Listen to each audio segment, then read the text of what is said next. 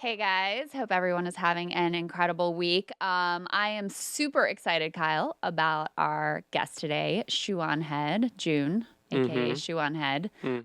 I'm really interested about her sort of like journey through the YouTube space and what that's been like for her and her political evolution and how that's all gone. So I'm psyched to get into all of that with her. Yeah, that is going to be really interesting. And let me just say, because I saw a comment. I don't see comments often, but I did actually catch a comment.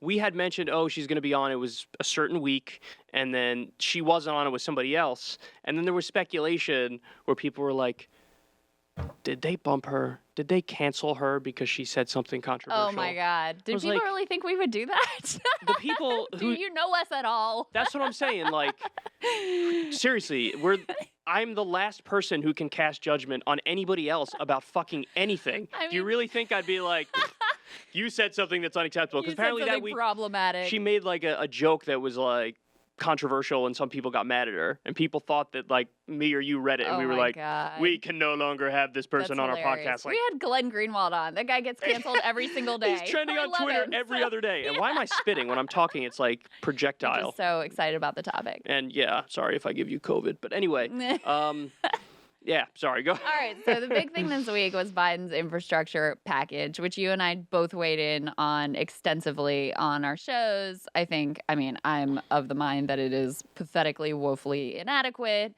buys into deficit hawk garbage, doesn't just dropped some of the key priorities out of the gate, et cetera, et cetera. But equally interesting was the response to, and equally revealing, I would say, was the response to this infrastructure package from the former president of the United States, Kyle. Mm-hmm. So what did Jimmy Carter say?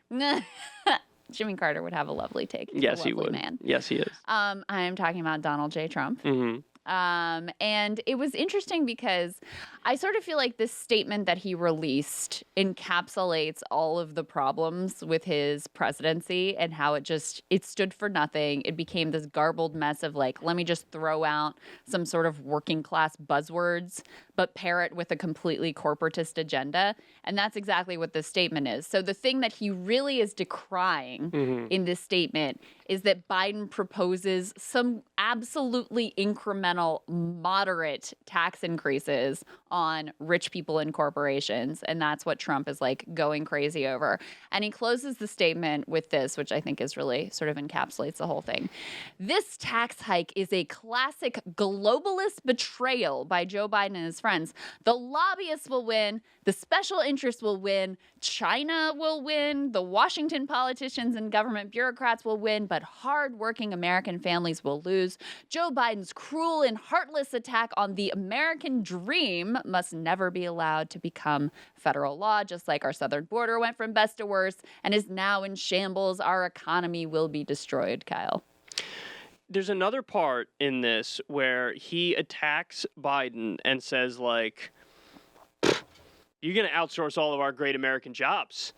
And I immediately went to the 2017 Republican tax cut law that he signed. That bill incentivizes outsourcing of U.S. jobs. Right. He also had the ability, Trump did, to sign a Buy America executive order, which would make it so that everything the federal government purchases has to be made in America. He didn't sign it. Now, to be fair, neither did Biden, but you can't use this language and act like you're a populist when what he's begging for is the exact opposite of populism. He's asking for the elitist policies. There's nothing more elitist than keeping taxes for the wealthy super low. Yes. You know, and he, like you said, he uses the term globalist. Well, if Trump continued all the wars, he did. If Trump continued all the outsourcing, he did. What the fuck do you think globalism is, Right. bitch? That's what it is. Well, and the amazing thing, too, is like, he says the lobbyists will win, the special interests will win. Well, the thing that, like, the Chamber of Commerce and all of these lobbyist groups are freaking out about these tax They're hikes. against Biden's tax hikes on the And, wealthy. like, Exactly. Let's be clear. These are not radical. It's not nearly what I think should be done. Nowhere near. Just on the corporate tax rate, to be super specific, before Trump, it was at 35%. Then they Cut it to cut 21. it to 28, to No, 21. 21. It was at 28. that was the bipartisan agreement, was down to 28. Then Trump cut it to 21. Biden's just bringing it back up to 28, not even to the 35 that it was before, and made this big deal about, like, that would be too high. Biden did that would be too high, which was annoying to me. So this is like barely doing anything at all. And the lobbyists and the special interests are actually freaking out and super mad about it and going to the mat trying to keep it from happening. And Trump's trying to pretend like a tax cut for corporations is something that's bad for working families. I mean, it's just like completely bonkers. Well, it's actually the exact thing that Noam Chomsky says this is what Trump is best at, which is he has this phenomenal ability to sound like he's fighting for the average person while he's actually screwing the average person massively. Yes. So he's, at the same time, he's totally appeasing the donor class, the lobbyists, the special interests, the billionaires, the corporations, totally appeasing them, giving them exactly what they want, while also duping a decent number of working people into thinking that he's fighting for them by using the buzzwords like globalist and lobbyist and saying China will win. Again, hilarious. This guy's saying China will win. Biden's continuing the exact same China policy as Donald Trump. Right. So why how could you say China's going to win under Biden? He's doing exactly what you were doing. He's not getting rid of the tariffs. He's keeping the tariffs. Right. So this is, I mean, it's classic Trump. And by the way, let me add, I don't know if this made it to the final infrastructure package, but when we talked about the corporate tax rate, it was 35%. Trump cut it all the way down to 21. Biden's not even saying bring it back to 35 or go higher than that. He's saying 28. Right. Okay. For the top marginal tax rate, he wants to make it 39.6%. That's like exactly what it was under Barack Obama for 8 years. Yeah. You know, this isn't like we're talking Dwight Eisenhower, a Republican, back when he was president, the top marginal tax rate was 93%. Right. That now, to be fair, I don't know what the line was. It was all income over what, $3 million or something like that. It didn't affect that many people. Right, didn't affect that many people. Yes. But yes, the point still stands that we used to have progressive taxation that was like the rest of the developed world in this country. And then, ever since Ronald Reagan and the neoliberal era, we've gone hardcore in the direction of cut taxes for the wealthy and deregulate. And where we are now is, and you heard me make this point the other day, the Democrats want credit for being like the next FDRs when they're 80% Ronald Reagan and 20% FDR. Right. You know? And again, what's Trump doing here? He's attacking Biden as if Biden's gone too far left. You know what I mean? And it's the exact opposite. He's too far right-wing and too much in agreement with Trump, and they're both too elitist. Completely. You know, and Mitch McConnell made this comment. This is so classic. He was like, they're going to raise taxes on the most productive members of society. Yeah. Very like because they can't say billionaires rich, messaging. And, you know, I mean, it's annoying to me, again, that Biden drew this line of like, I'm not going to raise taxes on anyone under $400,000 when previously that line was $250,000. So he's upping it to make more like well-off people escape additional taxation. But it makes it very hard for Republicans because that group of people between 250 who make like 250 to 400, those people are giant pains in the asses in politics. They're extraordinarily influential. They're disproportionately represented in like the local donor base. Mm-hmm. So those are the people who are doing the local like fundraisers for Josh Gottheimer in New Jersey or whatever. They're a giant pain in the ass. So if you had them getting hit with taxation, then they would kick up a fuss and Republicans would have something to work with because that also falls into like, you know, kind of like small businesses and stuff like that they could actually work with. But this, if you're making $400K a year, you're in the top 2% of income earners in America. There's just no way you can colorably be like, these are middle class people who are getting hit with these taxes. So they're engaging in this rhetoric, which sounds very old school, Reaganite. Trump is just completely shameless, throwing in every buzzword and, you know, turning the whole argument on its head. But I think they're going to have a hard time making it stick, ultimately. With the relief bill, they really didn't try at all.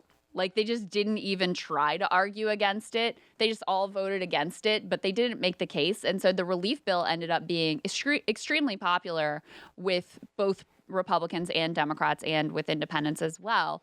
And I think they're going to have a hard time demonizing this thing. And again, I have major issues with it because I think it's woefully inadequate. The problems are the polar opposite of what they're pretending the problems are. But I saw a poll. Voters are overwhelmingly in support of these types of tax hikes on the rich. Like, Well, they're pissed off that wealthy people got so rich during the pandemic while they were screwed, and they're happy to see corporations and the rich pay a little bit more in taxes now. well, that's why they effectively lie and misstate what's actually happening. And that's why you see Republicans talking about, oh, they're going to come to raise your taxes. It's an attack on the American dream. Right. Or they're, like you said, they're going to raise taxes on the most productive members of our society. These are all code words to try to make people think he's going to come raise taxes on regular working people, when in reality he's only going to raise taxes on the wealthy and corporations. But my takeaway from this is that Trump was going to put out that statement literally no matter what the fuck was in this bill. Biden could have put out a bill that was just Trump's 2017 tax cuts, the copy and paste everything from that piece of legislation and propose it, and Trump would have been like, here we go with the globalists and the lobbyists and the special interests. Right. No matter what, he was going to say that shit. And so stop and think about that, because this is how absurd he really is. Go in the other direction. What if Biden actually released a new deal that was phenomenal, that was like, real, whatever, fill in the blank with whatever you want to go in it, right?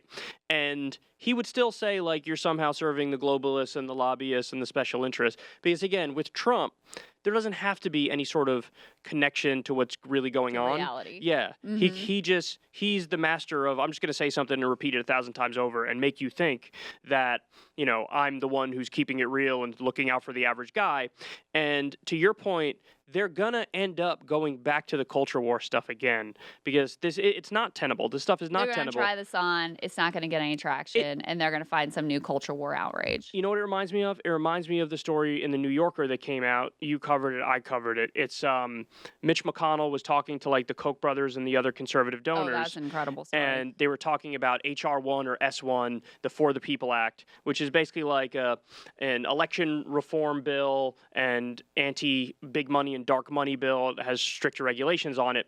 And they literally say in it, they're like, we're not going to win the messaging battle because it's too far ahead. This piece of legislation is so popular. It's popular among Democrats, independents, and Republican voters. Yes. So we want to fight back. We want to frame it in a way that could get the public on our side, maybe bring up AOC or bring up cancel culture, bring up whatever.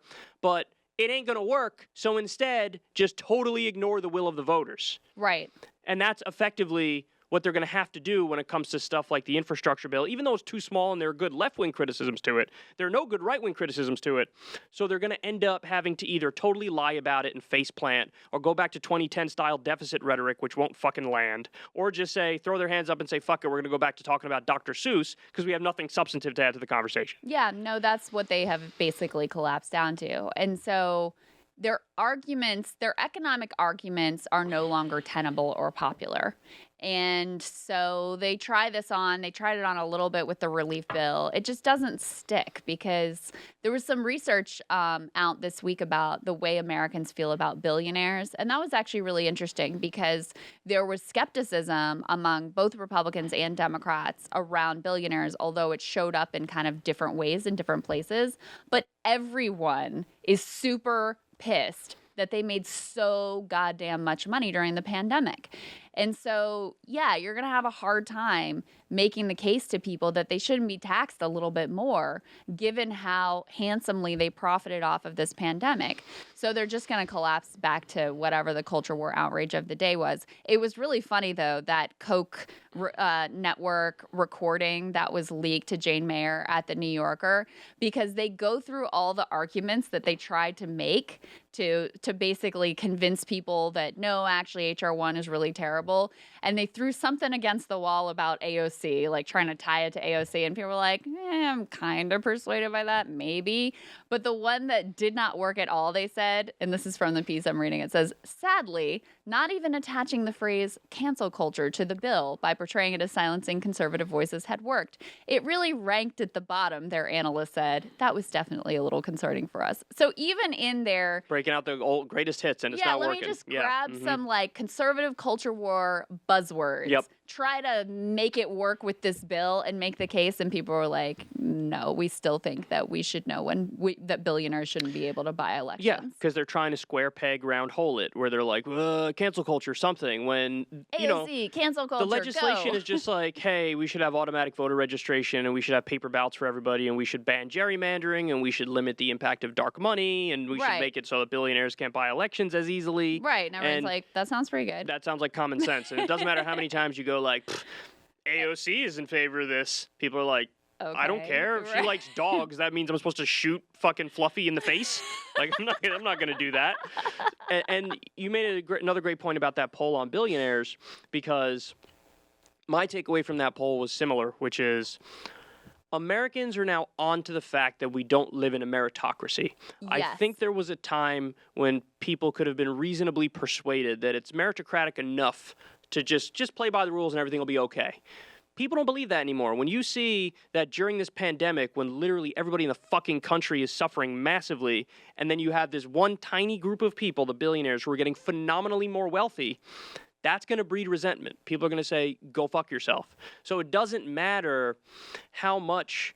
Oh, and people's takeaway from that being the facts are, we need to redistribute. Because if it's not a meritocracy, and we're really not even in the process of trying to make it more of a meritocracy, what's the only way to ameliorate that?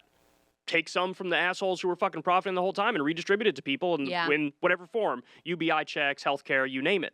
So it's just, the game is not going to work anymore. Your tricks won't work anymore. Your propaganda, your buzzwords where you try to get people to be against their own interests, it's not going to work anymore. And that's exactly how that Trump statement hit me, where he's trying to break out everything he's got. Bring out the vague populist rhetoric, bring out some cancel culture stuff, say China 1,000 times, and hope this works.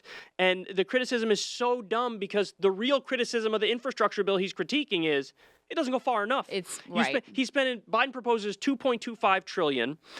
Fucking Joe Manchin's for $4 trillion, the most conservative Democrat in the Senate.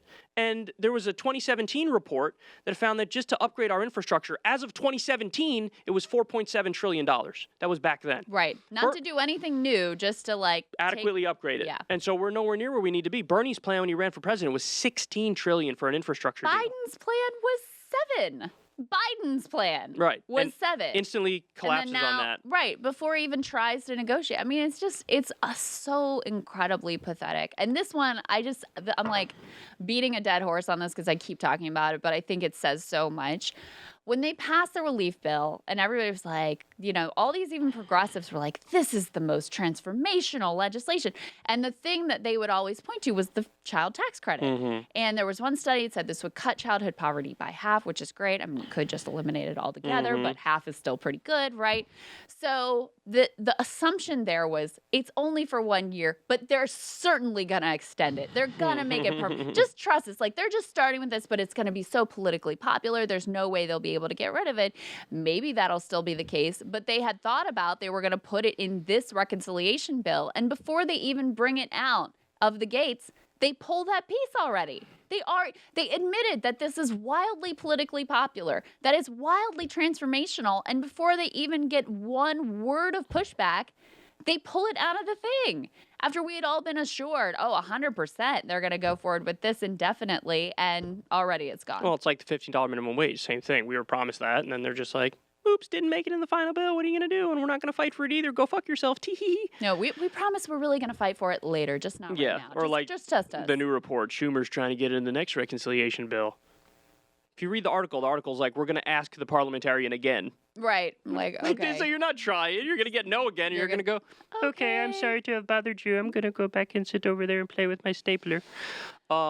Yes. So, yeah, anyway. So obviously, everyone's ridiculous. That's the bottom line. The main takeaway is that all these criticisms coming from the right and from Trump, they're so hollow because none of them are substantive criticisms. The argument is like, the infrastructure plan is bad because of China and something and globalism and whatever. And it's like, do you have anything coherent to say? He could have released a statement that said you should have done $5 trillion and it should have been created X number more jobs, but he didn't do it because he's a fucking idiot. Do you think that if Biden, it's very unclear whether this package or anything like it will actually get through because the moderates are all pissed off that the SALT cap thing is right? Which is so, I mean, the tax cut for the rich, it would be totally ridiculous that these Democrats are going to the mat over a tax cut that is for wealthy For the wealthy people, right. The same exact people who last time around were going to the mat to make sure fewer people got the $1,400 checks. These people are just, I can't wrap my head around what their ideology is. But anyway, so unclear whether this infrastructure thing actually gets through. But if it does, I mean, do you think that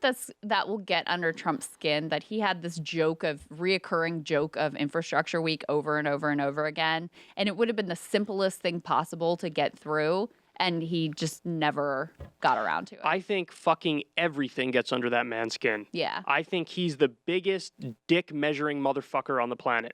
Anything Biden does, any executive order, any piece of legislation, I'm sure on the day that $1.9 trillion legislation passed, Trump was like, Yeah. my legacy. Yeah. Because Yeah. that's the kind of guy he is. He's the kind of guy who's like, anytime my name is anywhere, I want it on my desk, whether it's a newspaper, magazine, whatever. I want to see every time my name is mentioned, and he's going to compare every single thing. Yeah. You know, that's just who he is.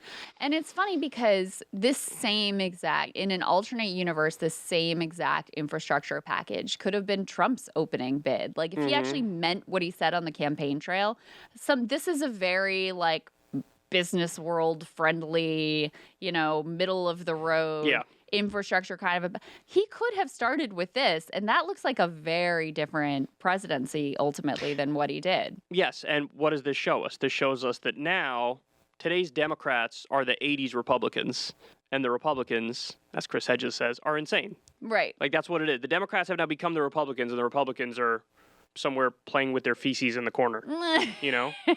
That's the reality of it. Anyway, on that awesome note, we can cut this off and hop right into our interview. So I'm really excited. I know Krystal's really excited.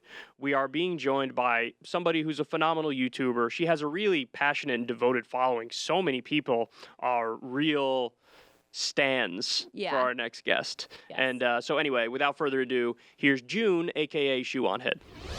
June, so great to see you. How are you? Hi, good. How are you? Thanks for having me. I'm good. Thank you for doing this with us this week. I don't actually know that much about you and like how you got into the YouTube space. What are the things that really make you tick? So give us a little bit of like a top line overview of the Shoe0nHead origin story.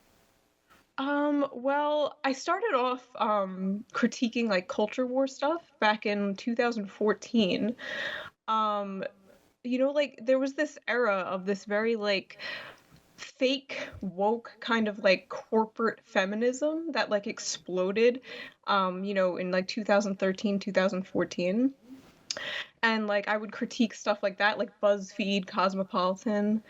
For example, there was this thing called Shirtgate. I don't know if you remember this, but this scientist, Matt Taylor, he like landed a probe on a moving asteroid, which was like a huge feat for somebody to do. But when he wanted to talk about it, like in a speech, he wore a shirt that had a bunch of like cartoon sci-fi sexy ladies on it. And every article about what he did turned into like, oh, he's a sexist. Like, this is why women don't join STEM, stuff like that. And so what happened was like the press, journalists, like all these like fake woke sort of like feminists online bought this grown man to tears. And that, for example, is the stuff that I would like critique and kind of like talk about. And eventually that evolved into politics. Like I didn't even know that I was doing something like political at the time. And and it just like evolved into politics. Like at the time, I was just a normal like Democrat kind of voter. Like I didn't know much about politics. Like I voted for Obama because like I thought he was like cool. That's about it. Right. Yeah. No, my knowledge of politics was zero. I knew the Republicans were the bad guys, the Democrats were the good guys. Like that was my knowledge of politics back then.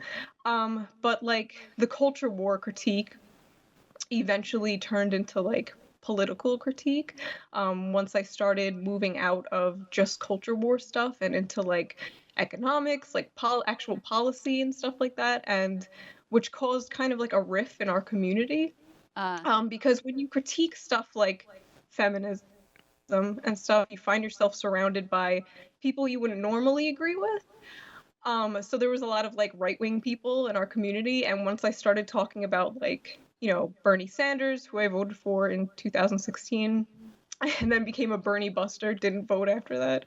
Um, and so there was like this rift between the right and the left in our community, and because like when you're anti something, so like anti woke, anti like culture war stuff, um it's easy to like find yourself surrounded by people like that. But then once you start to talk about what you're pro, it's like you see the divide in that Mm, community. That's where I am now. It's like I'm talking about more political stuff, like real politics, as opposed to just like the stuff that now the GOP focuses on primarily. Mm. It's like yeah, the like cultural, like Mr. Dr. Seuss Potato or Head. whatever. Yeah, exactly. Like all they focus on because their policies are terrible.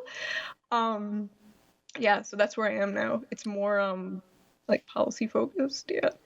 So, to what extent did Bernie's 2016 run serve as like an enlightenment moment for you that got you a little bit more focused on the policy conversation and the economic stuff and the foreign policy stuff, over like the culture war stuff? Was it Bernie's first run that sort of gave you the courage or the insight to dive more into stuff like that? It was definitely the start of it. Like I was immediately into Bernie. I actually found out who he was in 2015 when I took a test online to see like which candidate I'd like the best. And it was like, oh, I got Bernie Sanders. I was like, who is this? So I looked more into him, and the first thing I saw was him on the Senate floor, that great speech he did about war, and he's like, who are you afraid of? Who's going to attack us? I don't know if you've seen that before. He's like, we're not in a war with anyone. Um and I've never saw a politician talk like that before. It was like before that I thought, politics is boring. All politicians are these just like stuck up people in suits, and I never saw a politician talk like Bernie before, and I was like immediately like, oh, this guy's awesome, and I looked more into him. And I started to be like, you know what, there's more to politics and life than like the culture war. And that was the start of it. It wasn't like I didn't go full into politics after that, but that was definitely, it opened my eyes to like maybe I should start caring about like the country and everything. So like it was definitely the start. And I always say like if Bernie didn't come first, if I didn't like get swooped up in the Bernie hype, I'm scared that back then I would have got swooped up into the Trump hype if Bernie Oh, never came along. And that scares me to think about because like at the time, in 2016, a lot of my friends were like Trump people. And because he was like the anti-establishment guy, like, and if you remember back then, that was like the thing. Um, and so I always think about like, oh, I'm so glad that that didn't happen. But I'm so scared that it might have, just because like the thing that got me into Bernie was just how he wasn't very a politician. He was more like a very real person, and that's the facade that Trump put on too at first. So I always think about that, and it's horrifying. So I'm But really glad Bernie got me first. yeah, I mean, that's actually really, I think it's very like it's very honest that you have that level of sort of self-insight to know that there were some things there with Trump that could have spoken to you at that Yeah, moment, and like you could have just sort of like fallen into it, mhm, which I think also, I mean, one of the things that characterizes some of your commentary and your videos, et cetera, is you don't like to go down the path of like, let me just vilify and demonize every single person mhm. who votes a different way, who voted for Donald Trump, who maybe saw some of those things in him that a more naive Shoe Mhm. might have also seen in Yes, him. exactly. But I Um, also think it's interesting. You were saying your initial kind of like jump into the political space, even though you didn't even think of it that way, was to rebut the corporate feminism of the time. I mean, that was the era when I was at MSNBC, 2013, 2014. I yes. was there. I'm probably one of the people that would have like annoyed the shit out of you hmm. at the time. Although I have to say, in my defense, I always had more of like a working class feminist focus. I Mhm. didn't just get taken in with the Yeah, identity politics piece of it, in yeah. my defense. But I think it says something interesting about your personality that you were like, just kind of go with the flow, mainstream Democrat, vote for Barack Obama. But then on this one issue, you were like, hold up a second. We're really getting taken for a ride here. Where do you Yeah. think that came from? So like one of the biggest things that annoyed me back then was the fact that a lot of the people who were against me, who would try to like dox me or like harass me and stuff for like being against feminism, quote quote, um, were other liberals, like other Democrats. And to me, that was kind of like, I was like, guys, wait, we're on the same side. Like, you don't think this is annoying too? It was very, very frustrating. Um, and yeah, like just the fact that I thought these people also think these things were annoying, that I saw, and I made a lot of like enemies on the left, and it was a strange phenomenon. Um, It definitely said, Crystal's right that it says something about you that you're able to, because a lot of people, when they get dogpiled by a group, all of a sudden they just define themselves as against whoever was yes, I know what dogpiling you them. mean. Yeah, like So, yeah, go like ahead. a Dave Rubin, like the left was mean to me, so Right. now I'm right. Like, Yeah. Left was mean to thankfully me. that Now never poor happened. people don't deserve health care. Exactly. Yeah. Yeah. Like So I Bernie want to go. Bros were mean to me, so now I'm against Bernie type of thing. I want to go back to something you said about Bernie or bust, because this was the big conversation in Mhm. 2016 when it came to the general election, when it was clear that Bernie wasn't going to make it. I remember engaging in debates at the time, and some people accused me of being a little bit Weasley with my take on this, but I just think I'm just being honest and they don't like what I'm saying. But I always describe myself as sort of like half Bernie or bust. And what I mean Mhm. by that is I would proactively make the arguments that I did think Hillary Clinton was a lesser evil based on, if you go through the policy record and you go through the policy prescriptions, you could say Hillary Clinton on a test gets a 23% out of 100, Mhm. but in my estimation, Trump got like a 13%. And it's Mhm. like, they both failed, but yes, one is better.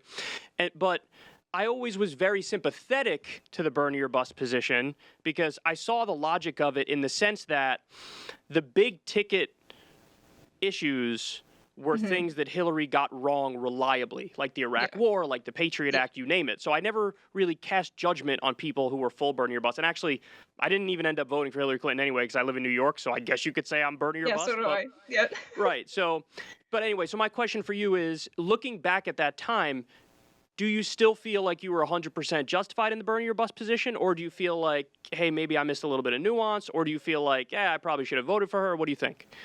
Well, I was less educated politically back then than I am now. So I think I don't know, I just hate Hillary still, but with the way the Trump presidency played out, I think I could have been way more nuanced about it. Mm. Like this time around, I voted for Joe Biden, and I'm coping with that every single day. Every time he does something bad, I'm just like, ugh, I can't believe I did it. I told That's like somebody myself, else I know, Crystal. Yeah. I told And I myself, live in a sort of swing state in Virginia, Mhm. so my vote actually well, counts for something. yeah, that's understandable then. But I'm like, surrounded by these lib cucks. yeah, Vote for corporate Democrats. Fuck out of here. like it's just like, yeah, I'm coping with that every single day. Um, wait, I forgot where I was going with this. Sorry. My ADHD. I'm so bad at keeping on track. I'm so sorry. You got any extra Adderall med? Do you have Adderall? I'll take some if you have. That's Talk my about that favorite. after the interview. Yeah, we'll talk about drugs after. Anyway, Crystal. So when you had that moment of you started to get into Bernie's campaign, you started talking more about what you're for, more about policy, and less just like fuck the feminists. Not that that was Yeah. I'm sure your take was a lot more nuanced. And you No, started to see. that was about it. It was pretty Yeah, bad. okay.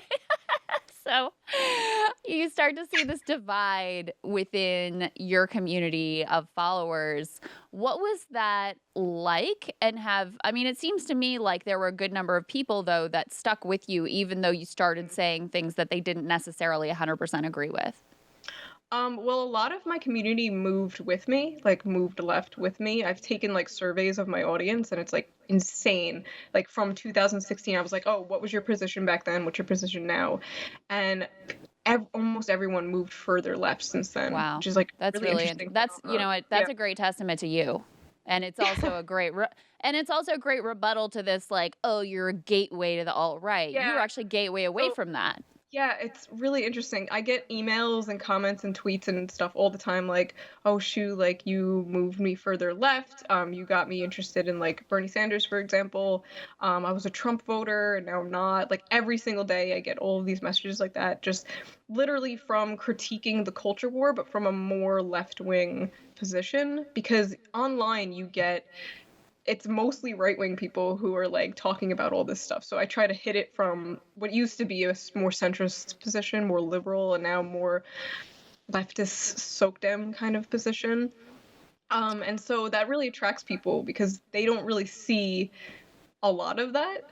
And so you get them in with topics like that they're interested in, and you wind up not very intentionally, but you wind up changing their mind about a lot of things because they see like, oh, I don't have to, like one of the weirdest phenomenons online is this thing where the culture war kind of sucks in people and they don't really care about policy much. It's like, oh, I'm annoyed at this.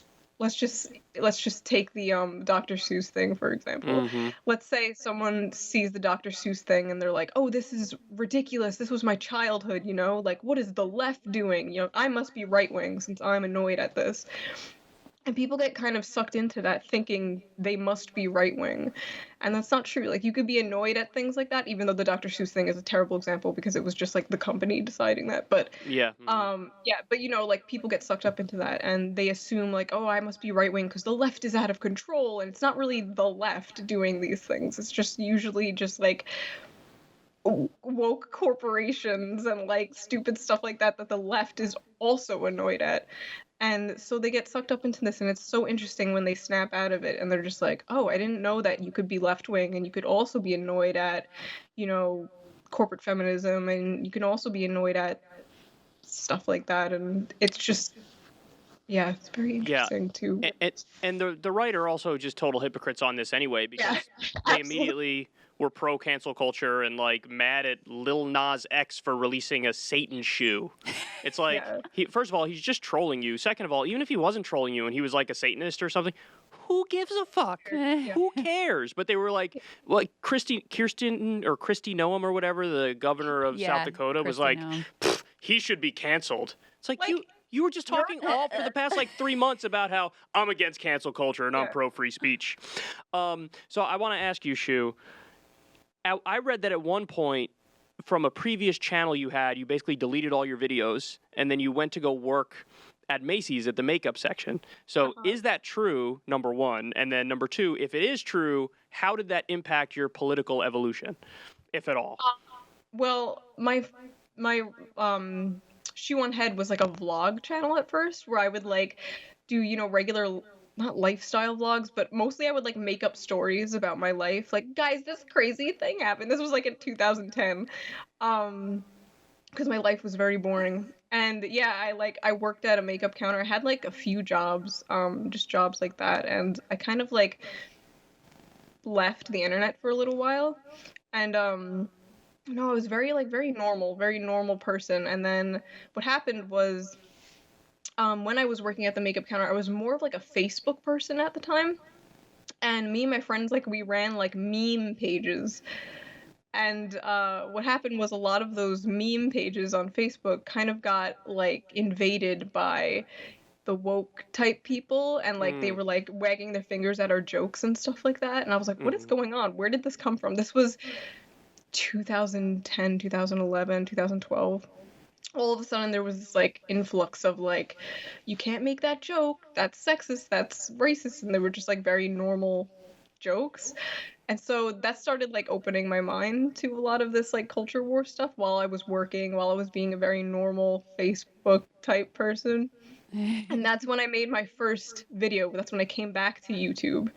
And I made my first video that was basically like, what is going on, you guys? Wow, this is crazy. Everyone's so offended all the time. And I called it the Oppression Olympics or something. Yeah. Wait, so you came up with that term, Oppression Olympics? I thought I did, but apparently I didn't. Oh, It's okay. So I was You gonna just go say with that's like it. a big. I've It's a heard great that a million term. times. Yeah. people people said it before me. At the time, I thought I made it up, but I don't know, I didn't. And when I started talking about this stuff, nobody else, well, not nobody, but it was kind of a very niche thing to talk about. And like I had people like finding out where I work and Oh. like trying to get me fired for Oh. just Whoa. saying stuff like that. And like, yeah, I got someone said like, oh, she's suicidal. Like they called my boss, and my boss had to like pull me in and be like, are you okay? It was like so weird. Um, yeah, and like at the time, believe it or not, this stuff was rare to talk about. There were only a handful of channels that I didn't even know existed talking about the woke culture. And now you have Donald Trump on stage repeating things that I've said in like 2014. And it's just insane and scary, actually. Like, how did this happen in the span of like 6 years or so? Um, yeah, I don't know. Did you find an instant audience though for that viewpoint? Like you'd sort Oh of, I no. mean, you just randomly came out and gave this take. Did it get taken up a lot? Did it take a while for people to start to find your channel? What was that like?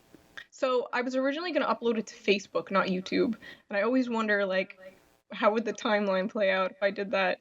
Um, and so I kind of like I uploaded it on my YouTube channel and I left it alone for a few days. I didn't even check comments or anything because my channel was dead. I was like, I'm gonna rant, I'm gonna vent because I just need to vent.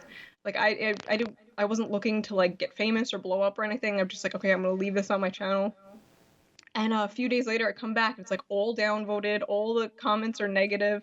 It's like, oh, she has daddy issues, and like, Uh, oh, like, oh, you just want boys to notice you, and like all this, like, what?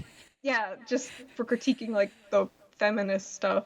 Um, it was like, yeah, I hold. I love the irony of like that's such an anti-feminist take that you have I daddy know, issues and just want boys to notice know, you. I know. The So that feminists was are coming forward with this take. Go ahead. So that was the audience at first. It was just all people who hated me. It was just like just all hate comments. I'm like, okay, what's going on? So I actually turned off comments and likes for a little while, which is funny to think about. So I would never do that now. But because at the time I was like, whoa, this is like a lot to take in. I didn't mean for this to happen. And then a bigger channel picked me up and was like, whoa, this girl's speaking truth. And like all of a sudden it blew up with like positive comments. I'm like, okay, that's interesting. But yeah, the audience came in because like nobody else was really talking about this, especially a woman. So I had like that, oh, it's our token woman. Like, look, everybody talking about the stuff we're also mad about, which is like a little weird to think about now. But like, it was, yeah, it was very, it's very crazy.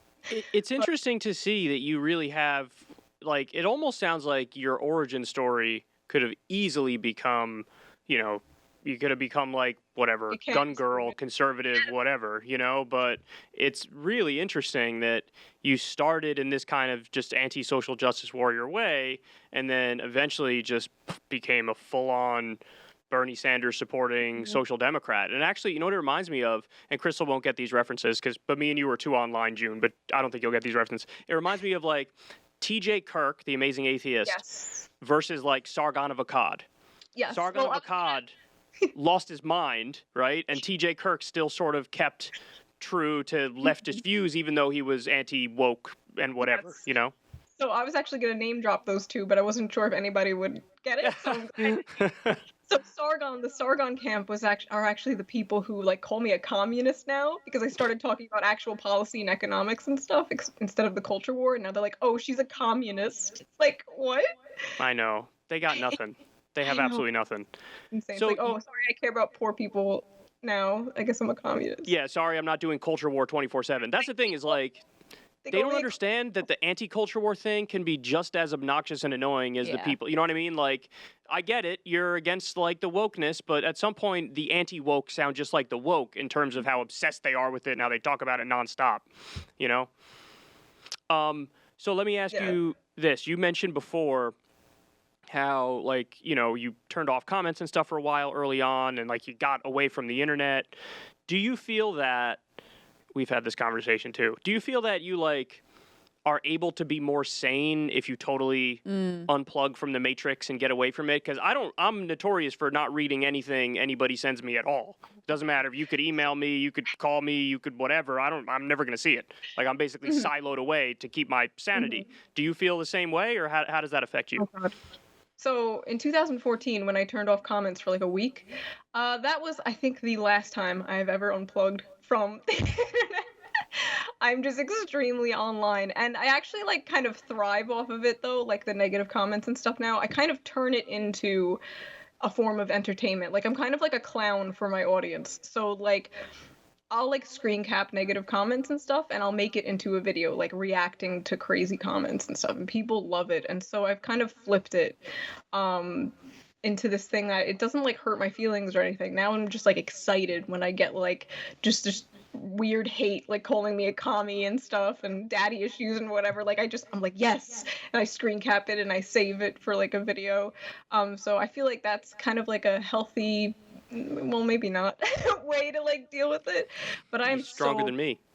I'm so plugged in.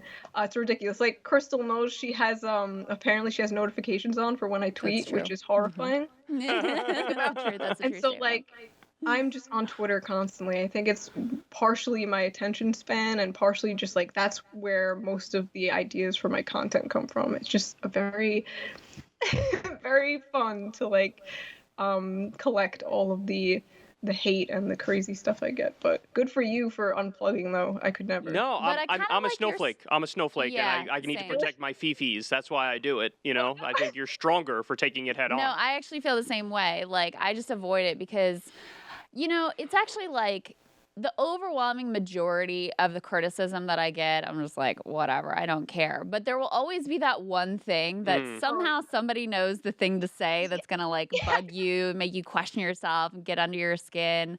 How did you, like, do you still have that at all? Or how did yes, you get to the place where you're able to just laugh it all off? Because I think So- that's actually an amazing place to be. So I'll get like thousands of nice comments, and then there'll be like one that actually like hits me, and like I think about it all day. It's just like it's so annoying. But I don't know. I'm kind of so numb to it. I've been online for over a decade now, just completely plugged into the matrix, and so it's kind of I'm kind of just numb to it. I'm like calloused. So like none of it is real to me. Like just this barrage of hate and stuff, it's like it just kind of rolls off my back now. But there always is like you said, that one thing that will get you, and like you're just up at night like just like how did they know that? Like Right, because it's something that you've maybe like questioned about yourself. Yes, That's exactly. usually the ones that hit like a little too close to home, and you're like, "Fuck, maybe that person sees my real, like how I really am trash," right you to know? me. Yeah. You guys are hard on yourself. So let me ask you this. Is it true that your dream was to be a movie director, number one? And then number two, if that's true, were you able to scratch the itch of that by doing these new videos where now you're talking to people out there in the field, and then afterwards you can kind of put it together in an interesting package?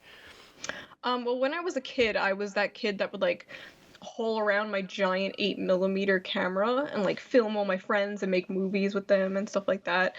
And so I always wanted to make movies. That was my thing. And I went to college for like I went first for liberal arts, and then I got into like movie production. And in college I found out, well, I'm not actually good at directing. I can't like make the image in my mind become a reality. I can't direct people. I'm not good at it. So I kind of got more into script writing, like writing scripts, which I still enjoy doing. I love writing my videos and stuff like that. But so when YouTube became a thing, I immediately jumped on it because it was like, oh, I can share the videos I make. Neat. I can like show my family. So yeah, it did kind of scratch the itch of being like a movie director in a way, even though they're just stupid vlogs in front of a webcam. I still get to edit, I still get to write.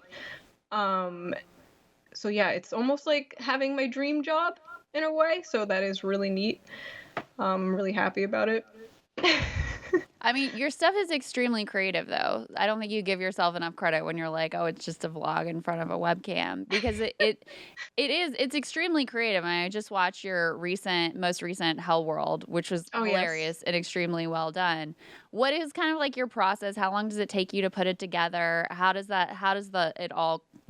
are all the pieces made? Well, the Hell World series is like usually 3 months worth of Whoa. news. Wow. Oh, no, not editing and making it, but like collecting everything for it. I'll wait like 3 months. I'll collect all the news, the funniest stories, the worst stories, and stuff like that, and then I'll put it all together. And like one video, it doesn't take too long to make, but it takes a lot of time to like put together and write the script and stuff. As for editing and filming, it's like not an insane amount of time. I'm sorry, I keep cutting you off. I think we have like a slight delay. It's interesting. You said you love writing your videos. I know Krystal too. You know, Krystal writes her radars, and she definitely, you get a creative. You can scratch the creative itch that way. I wonder, like, this is just more of me musing out loud than asking a question, but like, I wonder what that is, because whatever that is, I don't have that. Like, I'm more the person who, if you put me live, I do a lot better than if I'm not live, and I'm a lot better when I'm shooting from the hip and I just have like some bullet points or whatever. I'm much better. Like if I ever, which I'm not going to do, but if I ever ran for some sort of office, I wouldn't need a scriptwriter. I would just have bullet points, and I'd go out there and I'd be like Trump, and I'd just be like, yeah, this guy over here, what's this guy doing, and what's going on over here? And it's funny to me, like, what is the thing that you have and that you have, June, that it's like, you want to write it and sort of clean it up that way? Because I write like I'm half dead, like I'm in second grade or something. It's not true. By That the is way, true. I've seen his writing. He's a good writer. Go ahead, June. What are your thoughts? I'm the complete opposite, as you can tell. I'm so bad at live things. I'm bad at live streams. I'm bad at anything live. And I feel like that's it for a lot of people. Like except for maybe like Krystal, she seems to be good at both. But like some people are just better at off the cuff, and other people are better at like writing, and then doing it there. But I don't know what it is, but I enjoy it. I think it's fun. I can like I can organize my thoughts better, like when they're written out. Sometimes my brain doesn't catch up with my mouth, and so like it's difficult for me to be off the cuff. But Kyle, I didn't know you didn't write your stuff. It's like incredibly good. You just go off the cuff like that. That's interesting.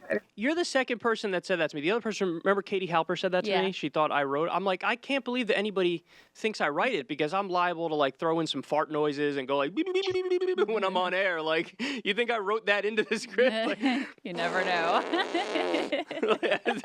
Who would choose to write that? I think for me, and it's really nice for you to notice that I'm amazing at everything too. But and by the way, you are good at off the cuff, and you are good at live, even though you may not feel that way. And the reason you're good at it is because you're honest and vulnerable. And that's honestly really, I think, all that it takes. It's true. That's it. That's all it takes. That's all it takes. Like, you don't have to be perfectly put together package, with Harvard graduate level of discourse. The fact that you're honestly sorting through things in real time, I think, is extremely compelling. But for me, I like the writing process because I find it helps me creatively. Like you said, it helps me organize my thoughts. It also helps me to realize places where I have a hole in my thinking. Like where I haven't, if I'm building the case and making the argument, I'm more likely to come up with the areas that I haven't actually fully thought through, or where I'm weak or I don't have the data to back it up.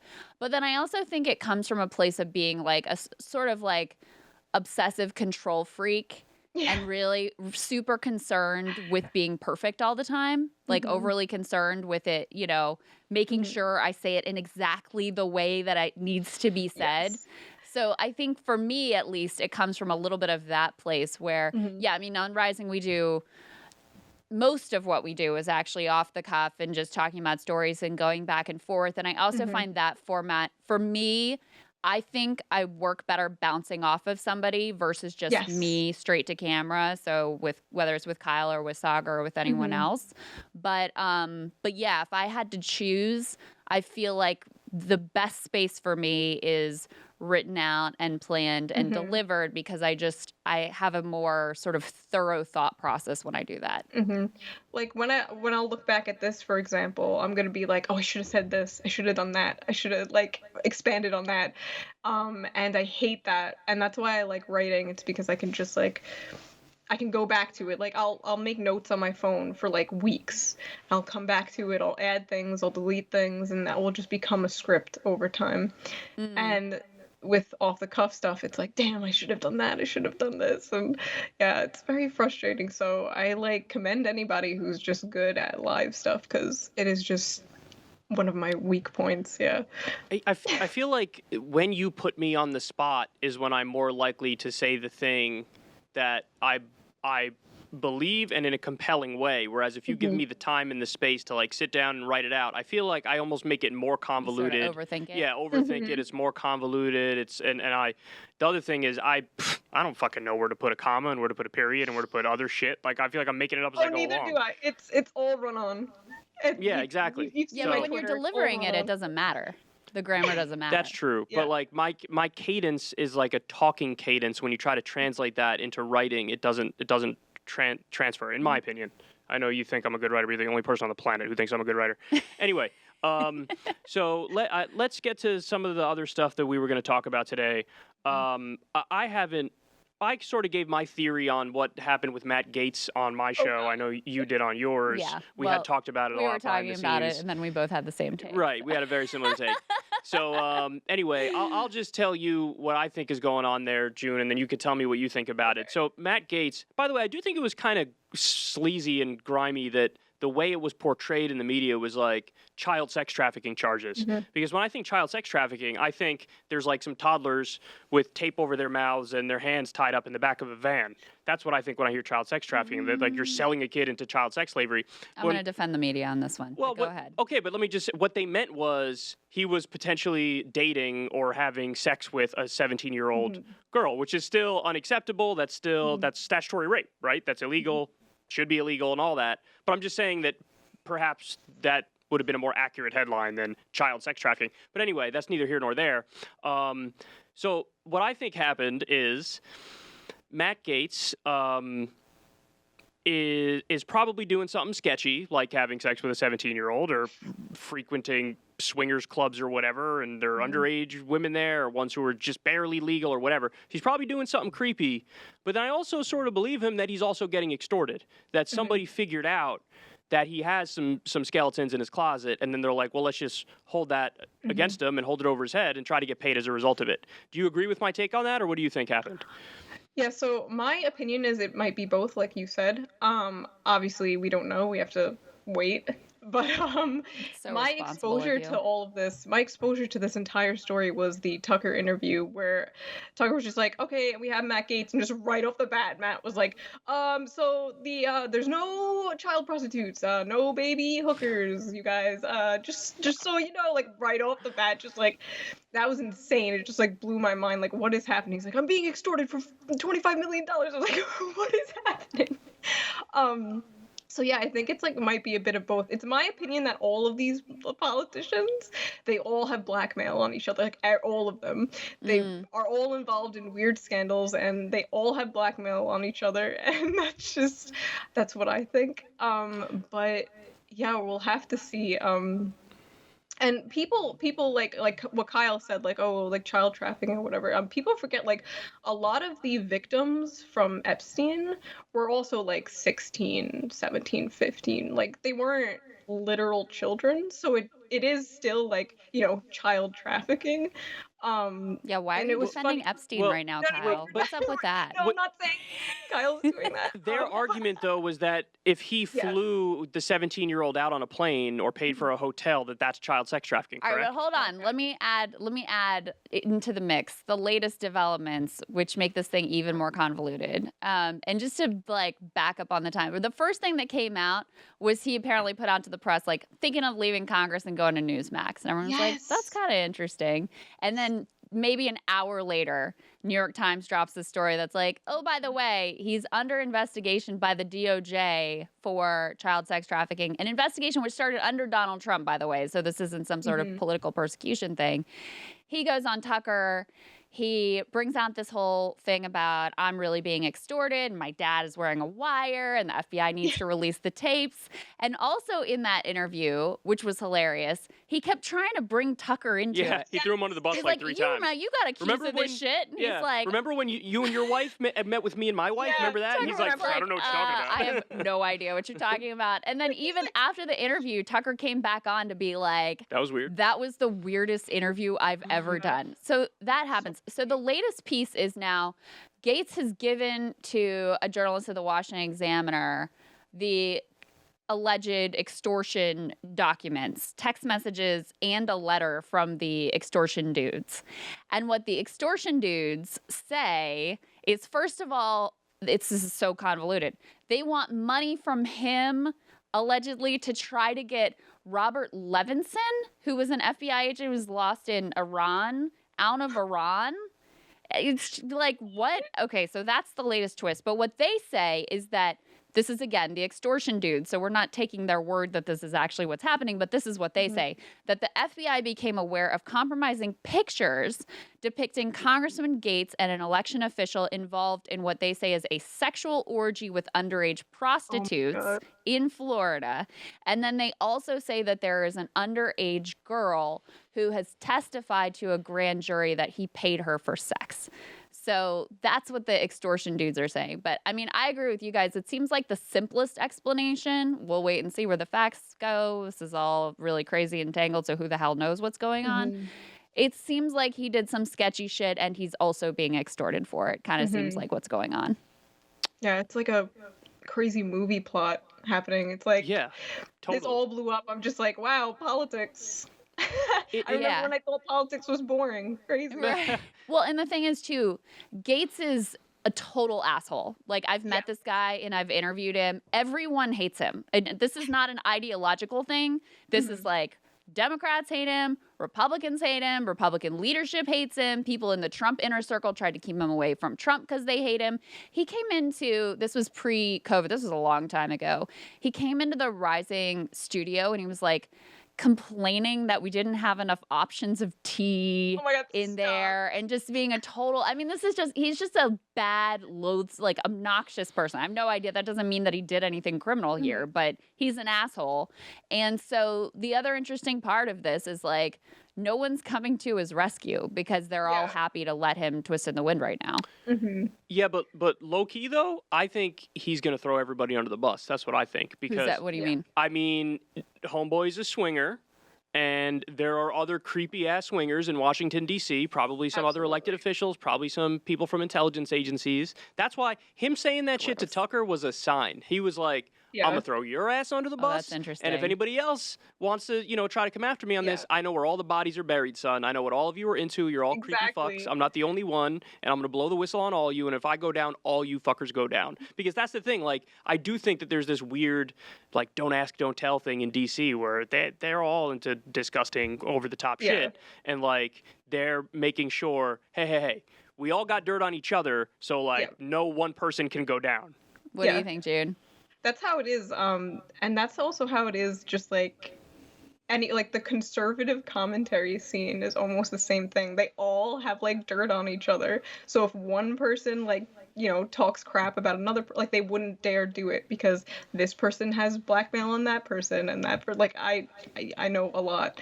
And so like it's the same thing but on a smaller scale, and that's how I think Washington is like the same thing. They all have dirt on each other, and it would be very interesting if Matt starts to like throw everybody under the bus and just complete dumpster fire. I'm really interested to see how this goes down.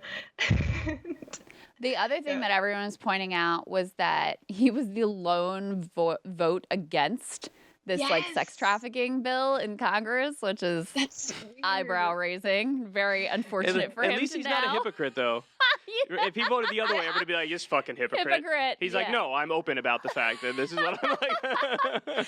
And then the other thing that was interesting is when remember this Congresswoman Katie Hill, and there was a whole thing with She was a swinger. photos released. Yeah, She was a swinger. She was in this throuple, but then it involved like some of her aides, so that made it a little more complicated.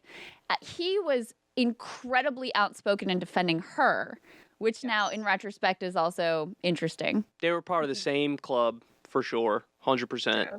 There's some freaky shit going on in D.C. They all know the I feel like building. you're giving him a little too much credit for being interesting, though. Some eyes wide shut stuff happening. Yeah, but it's not. That's the thing. Like, it's not interesting. It's almost like the super elitist thing to do, where it's like we go to these sex clubs and wear masks and fuck each other terribly and come in 2 minutes. Like, that's what we do. Like, that's definitely what they do. Like, tell me Matt Gates' big ass head freak boy is like. God, he looks like a villain. He looks like a cartoon I know villain. he does. He And by the looks way, like- this really opens my eyes more to the Epstein shit. Like, I think everything about the Epstein shit now, I believe the most vituperative, over-the-top scenarios for Epstein. Go ahead, dude. Oh, he just looks like a Beavis and Butthead character. Looks like a villain from The Purge. I know, like, it's bad to, like, make fun of someone's appearance, but, yeah. No, we do that here. We do that here. We make fun of ourselves, too, so it's okay. All right. Not to change topics too abruptly now, but yesterday, at least yesterday as of when we're recording this, New York just legalized weed. And you're a New Yorker, I'm a New Yorker, so let me ask you, will you be partaking? And what are your thoughts on marijuana? I have only smoked a handful of times, and tried brownies a handful of times, and I am planning on making a video high to celebrate. Like I've said, I do like hate comment videos, so I'm gonna do one of those extremely high Oh, that's amazing. thing. But I've never like people are like, oh, you should do a live stream high, and I would never do that because like every single time I get high, I go off on tangents about like the deep state and like stuff like that. So I know it's gonna be just a disaster video and it's gonna be really fun. But I am very pro legalizing marijuana, but not just because like, oh, dude, LOL, weed, I'm gonna get high, but like just the fact that there's so many people in jail for marijuana. I think like I just read something yesterday, like 94% of people in jail for marijuana are people of color too. In New York, I think. Was it New York or is that nationwide? I'm not sure. I think that's New York. That's But anyway, insane. continue. In New York, yeah, it's 94%, which is insane. And just the fact, I'm so glad that they're releasing people from prison for it, though, because I don't know if all other states did it, though. I don't think they have. Yeah, some of them have legalized and done criminal justice reform paired with it. Others have just legalized, I think. So it depends on the state. But I think Cuomo's doing it to distract from his scandals. What do you think of that? I actually think that too, partially. I know that Jersey did it before New York, and I tweeted that and I was like jealous. But I do think that it is kind of a distraction because he like killed a bunch of, old people and like and also harassed 1,000 people. Yeah. Exactly. Yeah, and got a $4 million book deal out of the whole thing. With that, he had aides write, like state employees write the fucking book that he got $4 million for while he was killing grandma. The book is titled like "Let Me Tell You How I Beat COVID." Yeah, it's and like he didn't beat leadership COVID. lessons or something like It that. should be called "I Killed Grandma." That should be the name of his book. Disgusting person. Well, I've got some bad news for you guys because Greg Kelly I guess he's with Newsmax, right? Has some informational wisdom for you about his weed smoking experiences. He says, smoking weed, this was on Twitter, aka grass, is not a good idea. I've tried it back in the day, and it was worse than anything that happened to Hunter Biden. There's a lot of capitalization going on here, too. He says, I toked up with some buddies in Kentucky and woke up 4 days later in Nairobi, Kenya, with no idea what happened. Don't do drugs, Shoe. So, Oh my God, should wait, take his wisdom to heart. Is that serious or is he joking? I don't know. He posted on Twitter, seemingly seriously. Greg Kelly's like trying to be like what Bill O'Reilly was to Fox News. He's trying to be that to either Newsmax or One American News Network. I don't know which one he's on, but There's no difference. He's Newsmax. I saw somebody float earlier today that they think it's possible he's like doing a long-term bit. Like the whole guy, it's all a shtick. It's all like he doesn't really believe anything he's saying. Is the point that the guy's making, that it's like he's sort of Just joking. in this instance or in general? No, in the whole thing, the whole persona. Because I don't know if you've ever seen any of his show. It is like Twilight Zone stuff. Like he is beyond the parody of the conservative. He's the one who did a whole segment on the Biden dog. That's what I'm saying, Major. right? Yeah, he ridiculous. was like, this isn't a presidential dog. Look at it. It's mangy. It's not like, like presidential dogs pass. This guy doesn't make the cut.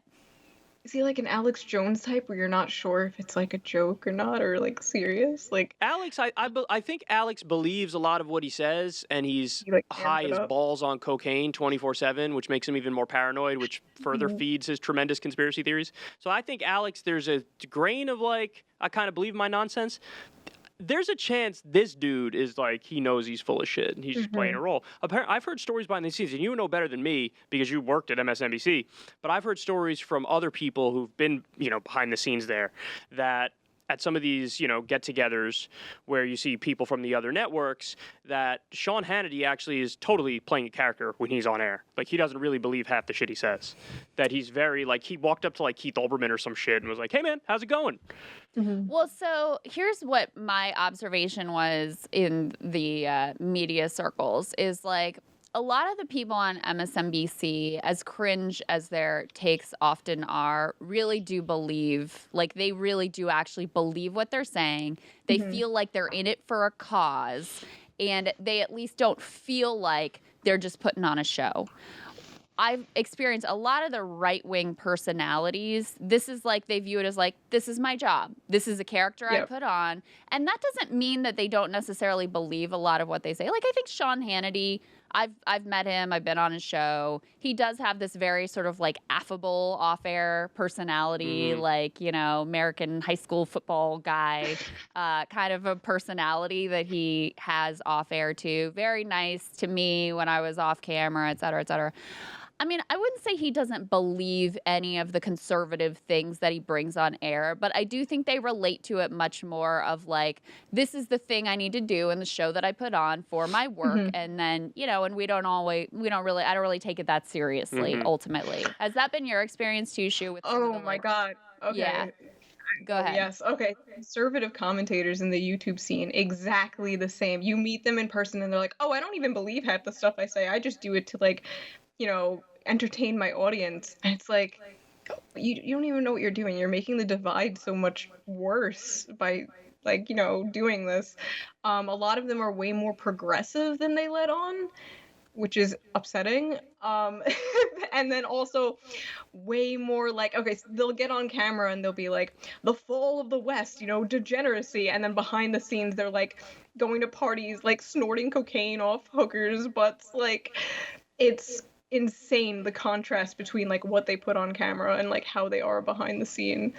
So same exact experience. Yeah. So let me name names here because Hannity was one I heard from the official world. From YouTube. I think, what was it, Blair White, who blew the whistle on Crowder, I think it was, and basically said, like, this guy doesn't believe a fucking word of what he says, because Blair White is trans and somewhat conservative, and apparently, according to her, I think Crowder said to her off air, like, I'm not even anti-trans. I just say this shit on my show. Yeah, that's who I was thinking about. Yeah. Right. So I'm not surprised by that one, by Steven Crowder. I'm not surprised by that one, that he's not like actually fully believing everything he says. And the other one, and I have personal experience with this one, and it's not that he doesn't necessarily believe it, but it's just the personality of this guy is incredibly troubling in a way that I don't know if I've ever experienced with anybody else in the YouTube scene. But Dave Rubin. Dave Rubin was a part of the Young Turks Network. I was friends with him back when he was with the Young Turks Network. And he's the only person in this industry, field, whatever you want to call it, that I had conversations with where I remember him telling me, while we're talking about what we do and how much I love it and all this, he's like, what's your end goal? TV show? You want to get on TV? And I thought that was so weird because I was like, no, I like what I'm doing for what it is. Like I'm enjoying it because I think it has value as it is now. And he was the only person who was very clearly like point A to point B, just careerist focused. Don't give a fuck how I get to name recognition. All I care about is the name recognition. And then of course we learned, like Anna Kasparian talked about this, that he wanted 6 figures from TYT for doing one show per week. And there was there was a dispute over that, and eventually he left, and it was very, famous. He was shitting on the Young Turks nonstop, and, now he's gone from, like, left-wing guy to, like, I'm an enlightened centrist or whatever, like, I'm a classic liberal, to now it's just, like, I'm trying my best to be like Ben Shapiro, but I'm just so much dumber that I can't even form regular conservative arguments to convince people, and he's slowly losing his audience, which is delicious to watch. Yes, although he's still successful, right? I mean, that's the part that troubles me. Is some of these people, I'm like, how is anyone watching you? His audience is like 100% boomers now. Right. And that's true. His rhetoric is it's still very like 2015, where he's still on the like, oh, diversity of ideas and like ideas. And we never hear these ideas ever. It's always the ideas. And like, I know people have made that joke a million times, but literally, like, Dave, what are the ideas? Can we just talk like about we can just talk about them? Yeah. You don't have to talk about talking about the ideas. Right, that's all he does. He never brings up the ideas. It's just, let's talk about the idea of ideas. The ideas. It's such a fucking idiot. It's unbelievable. Every time he has a sort of left-wing person on, he's just like, I'm so glad we could sit down and talk about the ideas. And it's like, talk about the ideas. I just want to hear the ideas. Yeah, I was supposed to go on his show years ago, and I like dipped out. So happy you did that. Although I don't know. Remember when Marianne went on with him, Williamson? Oh, she ran circles around him. That was amazing. It was incredible. Yeah. It was so good. So maybe you could have done that to him. Yeah. Look at his reaction to Rogan to see his personality. I'm sorry, Shu. Go ahead. Oh, so no, you go. I'm just saying, I'm kind of glad I didn't go, though, because it was back in the day, and I would have been like, the ideas. I would have been the same. I'm so happy you didn't go. You have no idea how happy I am that you didn't go. But yeah, if you look at his, he's so butthurt at the fact that Rogan doesn't want him on anymore. Yes. And I love watching any like little snippet. Every now and then he says something in like a live stream, and he's like, I reached out to him about my book, and I haven't heard back from him or anything. So maybe somebody else figure out what's going on there. I don't know. And it's like he's so hurt over it because again, this is a guy who only cares about exposure and like fame. And here's like the number one guy, the number one podcaster, is big ticket to like getting more eyeballs on him, and that guy now despises him, and he's like, what have I done? I love watching him melt over that. Rogan lives like rent-free in Dave's mind. It's hilarious. Like, he brought up the fact that Rogan wanted to move to Texas, and Dave was like, that's a bad idea because Rogan's a Bernie voter. We don't need any more of those. It's like, what? Yeah, well, the guy who's all about, I'm all about ideas, bro, and I tolerate people with different opinions. And he's like, ban the Bernie bros from Texas. Very strange man. And now he's like defending Amazon. Have you seen that? A lot of conservatives actually, because Bernie spoke out about it, I guess. All of a sudden, like, Dave's on Twitter like, I stand with Amazon. Oh, Elizabeth Warren too. He was like, I stand with Amazon against Elizabeth Warren. And even his own audience, like conservatives, a lot of friends of mine who are right-wing have moved a little bit on like the corporate stuff. Like, they're more against corporations now and stuff like that. So even them, like, they're seeing Dave Rubin just completely, sorry for this word, just cuck to, like, Amazon. And they're just like, what are you doing, dude? Like, it's so embarrassing to watch. I don't know who his audience is anymore. I don't know what he's doing, but the Amazon shilling was a little hilarious. Totally. Let's talk a little bit about that. Let's talk a little bit about Amazon. Yeah. I mean, that has been... We've covered that a lot on Rising. Is something I care a lot about, and Sagar does as well. And it was really interesting to see, and sort of insane to see, how apparently coming directly from Bezos, they had a meltdown about the entire unionization drive, which, by the way, I don't want people to get their hopes up too much because I think they have a very hard and high hill to climb in order to vote in favor of a union there for a variety of structural reasons that have nothing to do with whether or not people want to have collective power in their workplace. But Bezos was so thin-skinned about this that he sent out his minions to like get in these weird Neera style fights with Bernie Sanders, with Elizabeth Warren, with Mark Pocan, with Marianne Williamson. Ro Khanna got involved. Like, this was bizarre. And even to the point that Jay Carney, who is now a senior vice president at Amazon, but used to be Biden's spokesperson and then White House press secretary on Obama, and still his Twitter like profile banner picture is him with Joe Biden. He jumps in to the mix to be like, actually, our workplaces are amazing and you're wrong, Bernie Sanders. Like, what did you make of all of this? They were all being so like sassy, especially that Amazon business account. I think that's what it was. Amazon News. Amazon News was like, you don't really believe in that pee bottle story, do you? It's like gaslighting ex-boyfriend or something. That was hilarious and so embarrassing for them. And then you have like they're being like, they're being a Dave Rubin type where they're trying to like debunk Elizabeth Warren and Bernie Sanders, and they're just being blown the F out on Twitter by everybody, just completely ratioed. And then you have those fake accounts. I know that you guys know about that, but these fake bot accounts where they're using other people's pictures. They used in like, one of them, they used Dude Perfect's picture. Did you see that? Did you see that? Yeah, I sent that to you. Yeah. Mm-hmm. Yeah, and like it's like so pathetic, and they're just like, oh, I love working at Amazon. I absolutely do not pee in bottles. No bottles of pee. What's actually kind of scary is if you make fun of these people, if you change your name on Twitter to Amazon worker and then you put the box emoji, you apparently get banned or suspended. Yep. Twitter. Oh, really? Yeah, because I think what they were thinking, to be fair to Twitter, is that they realized that there were a lot of Amazon bots out there, and so now they're just assuming that anything that says Amazon whatever is a bot, and so they're just banning all the Amazon stuff. But yeah it's what I'm amazed by is how shameless the arguments are that they're making, because there was a top-level Amazon executive who got into a Twitter fight with Bernie and Elizabeth Warren and Ro Khanna, and he was like, the argument was like, Bernie only talks about $15 minimum wage. We actually do it. We pay $15. He's in Vermont. Vermont's minimum wage is only $11.35. What's up with that? By the way, he's a senator. He's not the governor of Vermont, so he would have no direct control over the minimum wage in Vermont. But beyond that, as Ro Khanna pointed out, the reason they have a $15 minimum wage is because of Ro Khanna and Bernie Sanders proposing the Stop Bezos Act.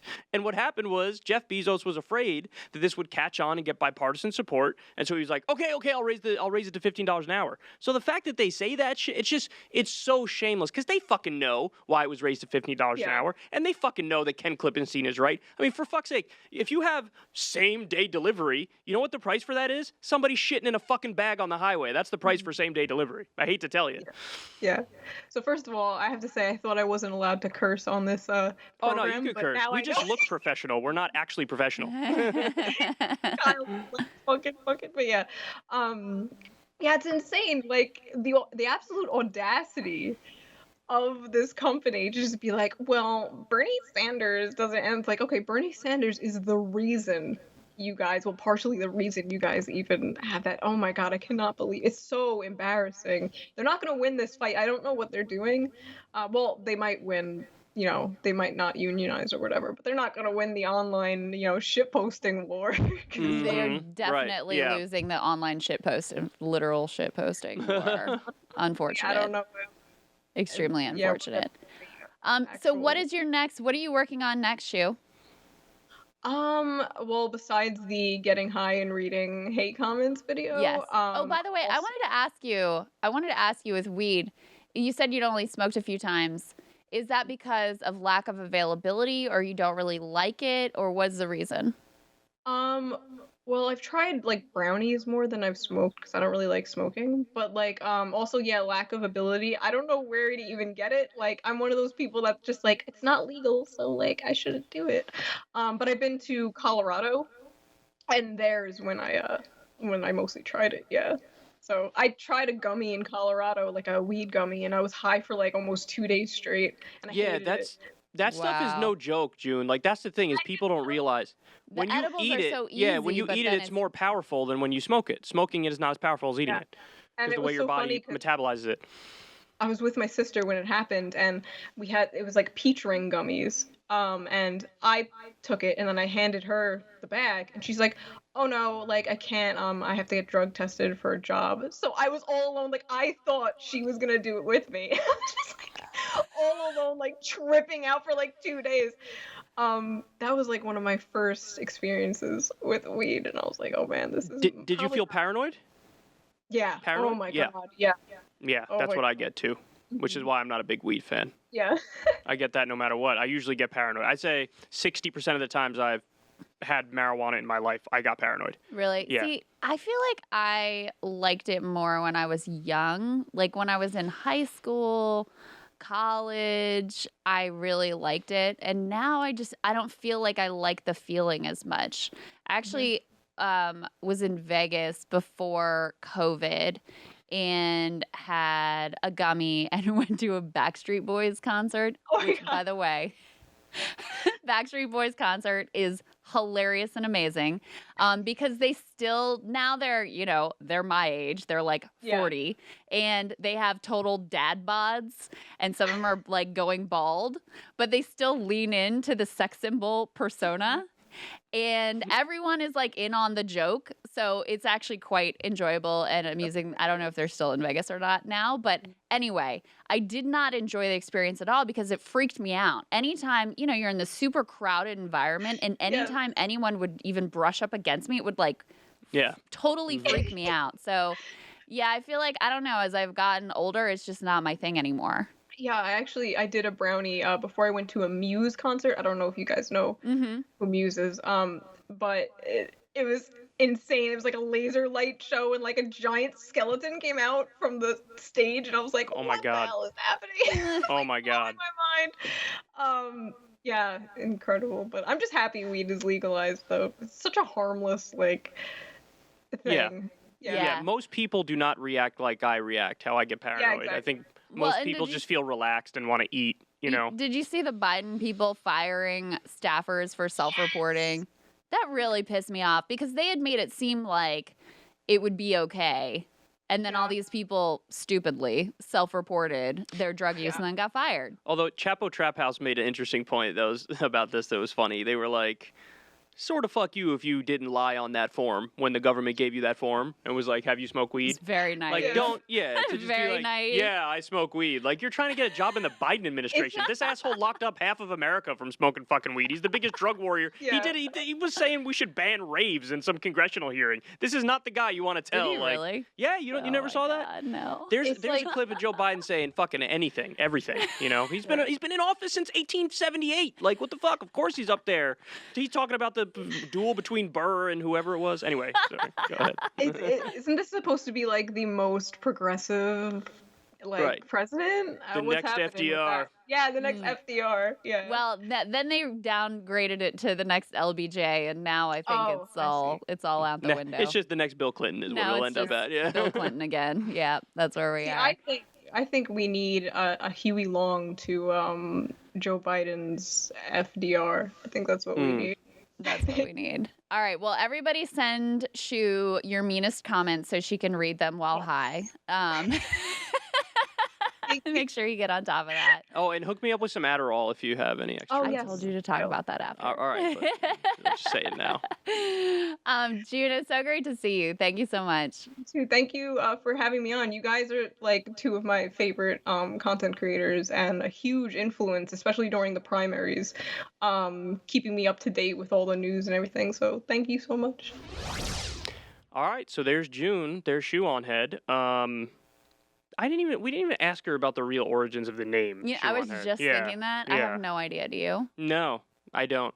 But I yeah, have no well, she idea. was saying that she started off with just like a vlog that was like, was like here's a crazy thing that happened. So Well, that, but she also did jokes with her friends. right. hmm So I don't know. Who knows? We'll have to have her back and ask her again. I'm sure it has something to do with some sort of joke they played, and that's what she went with. But it is interesting, right? She started out I like how she described it. She was like, my life was so uninteresting that I like turned the camera on and tried to make it sound interesting. And just make things up. Yeah. Yeah, to try to make it seem interesting. The thing that I really enjoy about her is that she has, and I said this to her a little bit, but she has this just like raw honesty and vulnerability. Like, it actually takes a lot of courage to admit that you could have easily bounced into the Trump camp instead of bouncing into the Bernie camp and being on that trajectory of like, oh, let me dig deeper into like these underlying factors and start from this place. I also think that it's very common that people's first interaction with politics is some like culture war item that causes them to form their political identity. And those things can become very hardened. And then you kind of like fill in the blanks or backfill the rest of the ideology. So it's like, oh, if these people who I agree with on Dr. Seuss or whatever the culture war issue is, Right. have all these other views of like low taxes or whatever the rest of the ideology is, you just kind of like talk yourself into buying in the whole set of beliefs, even though you don't really agree to start with those other pieces. But she went in the other direction. Yeah, but I mean, to that point, though, I think there's blame to go around everywhere when something like that happens, when somebody gets sort of sucked in down the wrong path based on, some ancillary culture war nonsense issue. Because on the one hand, it's like, yes, I want to blame the people who are nominally on the left who push the culture war stuff and push the woke stuff. It's like, stop doing that. But then I also do sort of blame the people who get sucked down that pipeline, because it's also like even though they shouldn't be doing the culture war stuff, you also need to be smart enough to know that that's not something to base a whole worldview on. You know what I Sure. mean? Yeah. So I feel like there's blame to go around for that sort of situation. Of course. But I do also think, the way human beings work is they're very sort of like, they find Tribal. they're in group, right? Yeah. They find their Tribal. in group and their identity, and these are my people. And so it becomes very easy to just convince yourself that, okay, if I want to be in this group, I have this view, I need to have this whole other range of views in order to fit in. And that's normally what happens. I mean, that's the way that this thing, generally speaking, goes. But it is, again, and we bring this up like literally every show, but it's like it's the Thomas Frank idea. It's the what's the matter with Kansas, thesis, which is you have these voters in the middle of the country who are economically really not well off, and they get sucked into, hey, why don't you care about gays getting married? Hey, why don't you care about abortion? Why don't you care about Christianity and religion? And then they run on that, and people vote based on that, and then that same group they just voted for cuts taxes for the wealthy and deregulates and destroys social safety net programs. And that it's the same mindset. You know what I mean? It's just the modern day iteration of that same thing, where you have like the Republicans talking nonstop about Dr. Seuss or Mr. Potato Head or whatever it is. It's all a shell game. It's Right. all a distraction from what the real problems in people's lives are and who's actually causing them. And it's the same thing with the immigration debate, right? Like, look, what's going on at the border is important, and it's especially important from a humanitarian perspective in the way that we're treating these human beings who are trying to come and find a better life. But the way that it's used by the right is to say they're the problem. If you're having trouble in your life, it's Blame not because them. of us. Yeah. It's not because we've given everything away to the rich and the corporations. It's these other poor, struggling people that are your real problem, which is obvious total bullshit. Yeah, they took your job, is the idea. And you're right. They scapegoat them. It's the oldest trick in the book. So there were a bunch of things that I wanted to ask her, but we didn't really have enough time to get to all the things that I had jotted down here.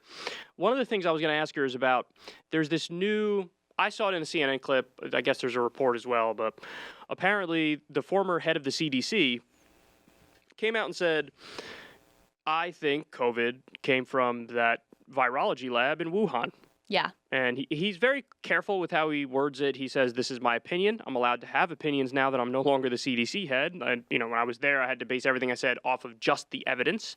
But this is my opinion. And my opinion is based on the fact that not only is there a virology lab there, it actually specializes in studying bat coronaviruses. And also he says the fact that that this virus, COVID-19, is more transmissible, 3 to 4 times more transmissible than the flu. He says that in nature, generally speaking, it would take a long time for a virus to evolve to the point where it's that efficient in transmitting from one person to another person. And it just seems like it would have to be tweaked in a lab to be this efficient at getting people sick. So I was going to ask her what she thinks about that. Let me ask you, what do you think about that? Do you think that it came from a lab, or do you think that the wet market theory is accurate, or do you not know? What are your thoughts? I mean, here's my thought. I really have no fucking clue, and I'm wildly out of my depth on this topic. But what has been most interesting to me is how you're really not allowed to say maybe it came from the lab at all. Like, that whole explanation is supposed to be off the table. And it's one of those things where the news media has now gone out of it. They've taken that extra step now of they always put with it like the debunked lab leak theory, or this has been widely discredited, et cetera, et cetera.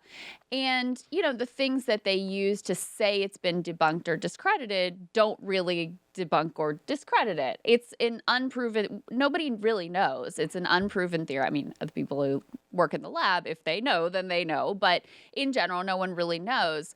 And then the other thing they use to justify this is that there's a World Health Organization report that just came out that says nothing to see here about the lab.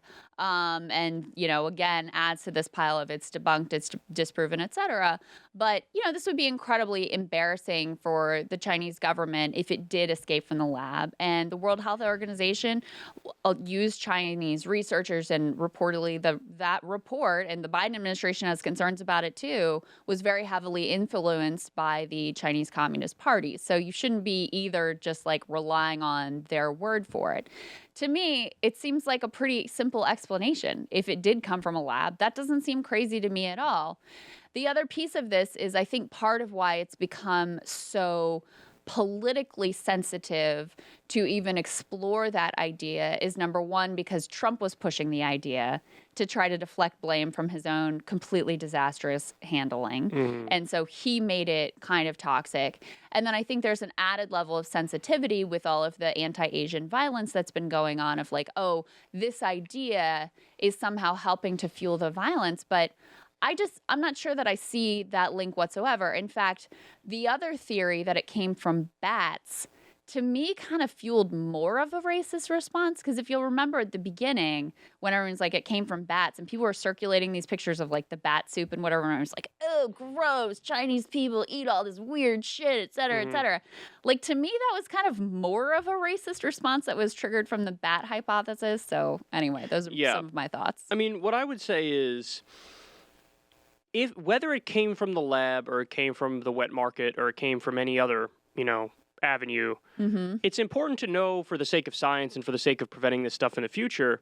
But beyond that, nothing hinges on it. And so when people act like something hinges on whether or not it came from the lab, like if it did come from the lab, it was an accident.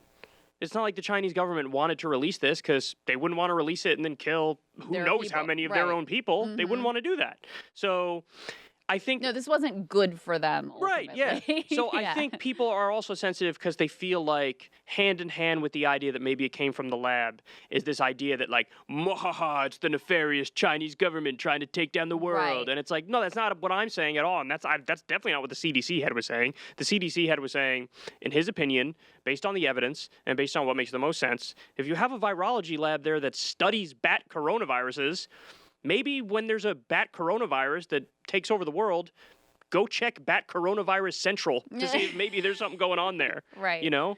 Right. And that's the thing is like, again, I don't think anyone definitively knows, but the fact that it's just been totally pushed out, like you're not allowed to ask, it also means that, you know, the normal like shit disturbers who want to have the contrarian take, the minute that you say you can't talk about this thing, it makes a million people want to be like, I'm all in on this thing and this thing's super important. I care a lot about it.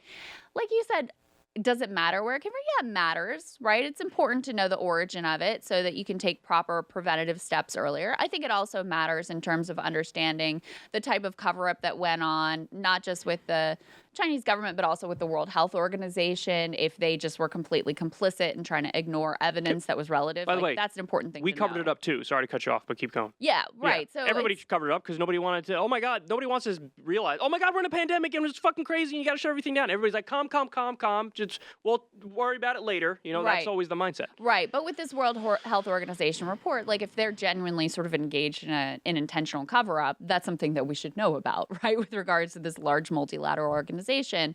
But yeah, the minute that you, and this is so much of the way, the backlash effect from this kind of censorship instinct, the minute you tell people you can't talk about this thing, it just makes so many people who are shit disturbers and contrarians, like, it's just a natural instinct to be like, well, that's the thing I'm going to talk about then. Yeah, and I was hesitant to talk about this particular theory because I just didn't think there was anything compelling yet on that front. It seemed to me like, originally, yes, the people who were talking about it did seem like sort of conspiracy cranks and right-wingers and whatever. Yeah, and there are some on the far right who do take it that next level of like, and they intentionally release, and they're trying to weaponize it, et cetera. Right, yeah. Oh, COVID's from them, so let's go to war. Yeah, there's some people who are like that. 100%. Right, but, when you hear the former head of the CDC and fucking Sanjay Gupta on CNN, who's like, seems reasonable, then, at that point it's like, well, listen, I'm a moron. I admit that up front. Not trying to hide anything, right? But, like, when I saw the segment, I was pretty convinced by it. And I thought, whatever. I'm 70-30 on the side of it probably came from the lab. Would I be surprised if it came from a wet market or elsewhere? No. So it's possible that that's the case. But, yeah, I think a sober look at the evidence and, the surrounding, it's all circumstantial, right? Like, there's all circumstantial evidence. Like you said, nobody really knows. Right. But, if you come to that conclusion based off the circumstantial evidence, don't try to tell me that shit is crazy because it's not even close to crazy. That's exactly right. And that's a piece, too, of like, I have no fucking clue. Yeah. Right? This is wildly outside of my area of expertise, but it certainly seems like a plausible, if not likely. It seems like the simplest explanation, which means that it deserves a lot of investigation. Where, as you know, we are both Occam's Razor fans. Yes. I'm a big fan of Occam's Razor. I think you are the person who really sort of, put that directly into my an analytical thinking. I am incredible. This is true. Well, that's the simplest explanation as well. That's the Occam Razor of how Occam's Razor got into my analysis. We should have named our fucking podcast Occam's Razor. We should have named it that. We could always rename it.